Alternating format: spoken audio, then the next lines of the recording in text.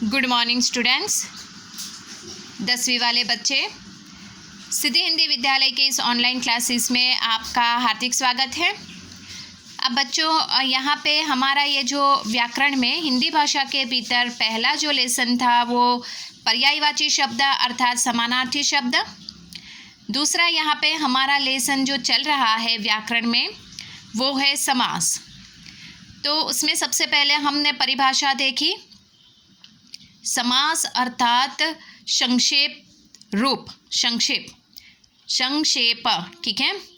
उसके बाद दो शब्दों के बीच में जो प्रत्यय और विभक्ति आती है उसका लोप हो जाता है, उसको समस्त पद कहते हैं। उसमें दो पद होते हैं, पूर्व पद, उत्तर पद। अर्थात यहाँ पे हम कह सकते हैं कि दोनों पदों का जब विग्रह करते हैं, विग्रह करना यानी तोड़ना, अलग करना, दोनों पदों को जब हम अलग करते हैं उस समय पहला पद जो होता है वो पूर्व पद कहलाता है और दूसरा पद जो होता है अंतिम पद वो उत्तर पद कहलाता है। पूर्व पद और उत्तर पद के बीच में जो विभक्ति अर्थात जो प्रत्यय लगते हैं उनको निकाल देने से समस्त पद बनता है। दो शब्दों के योग से, दो पदों के योग से समास बनते हैं। यहाँ तक हमने देखा था हिंदी भाषा के भीतर समास के 6 प्रकार हैं। उसमें से पहला प्रकार हम तत्पुरुष समास का देख रहे थे। तत्पुरुष समास की परिभाषा क्या है बच्चों, ये हम रिवीजन कर रहे हैं।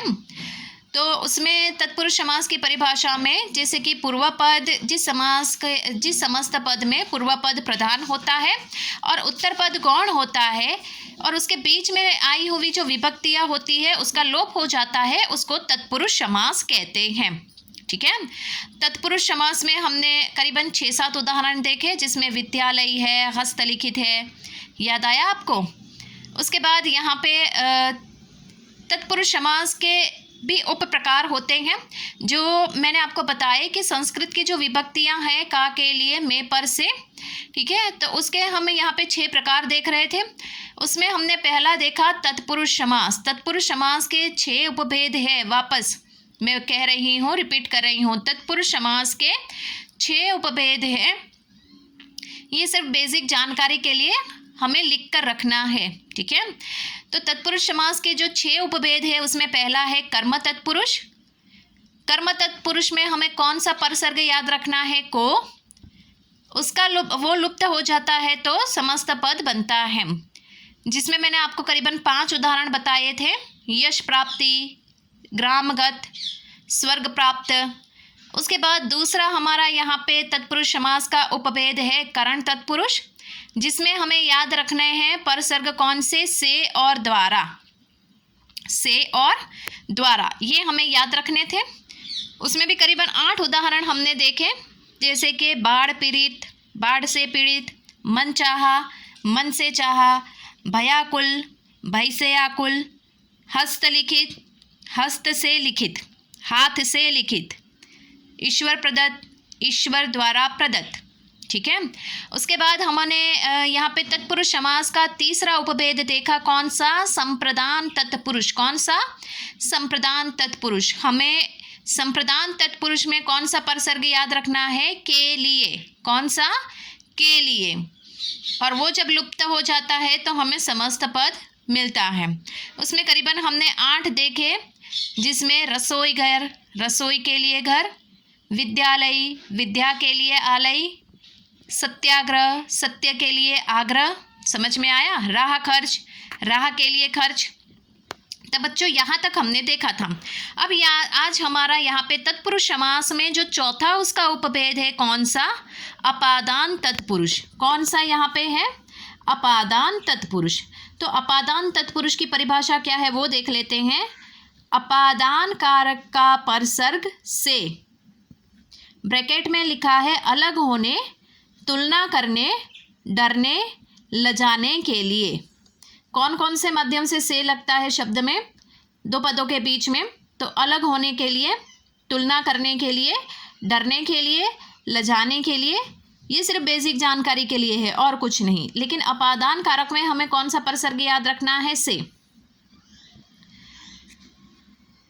होता है। अतः इस समास में से परसर्ग लुप्त हो जाता है।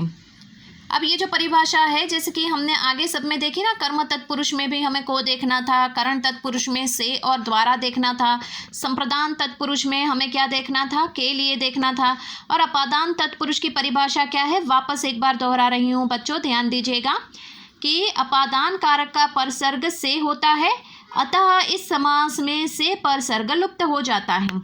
अब इस परिभाषा लुप्त होना यानी गायब होना, हर बार मैं आपसे कहती हूँ बच्चों। अब यहाँ पे उदाहरण से इस परिभाषा को और ज़्यादा समझेंगे। जैसे कि यहाँ पे पहला जो समस्त पद दिया गया है, देखिए मैंने क्रम भी दिया है, उसमें पहला देखिए रोग मुक्त, कौन सा है, रोग मुक्त। समास का विग्रह, रोग मुक्त शब्द का विग्रह करो बच्चों, तो समास रोग से मुक्त, रोग से मुक्त। यहाँ पे ये जो से दिया गया है, ये देखो आया ना, अपादान तत्पुरुष, रोग से मुक्त। और इसको यहाँ पे मैं पेन रख देती हूँ से के ऊपर, तो यहाँ पे उसको निकाल देंगे तो क्या बनेगा, रोग मुक्त, वापस वही शब्द बन गया। रोग जो है वो पूर्व पद है, मुक्त है वो उत्तर पद है। दूसरा उदाहरण देखेंगे बच्चों, देश निकाल, विग्रह करो उसका, देश से निकाल, देश से निकाल। देश पूर्व पद है, निकाल उत्तर पद है।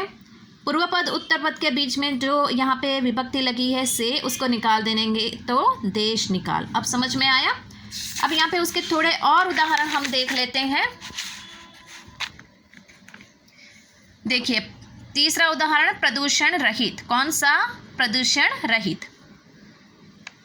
उसमें देखो पहले से उसका यहाँ पे विग्रह करेंगे, प्रदूषण से रहित, प्रदूषण से रहित।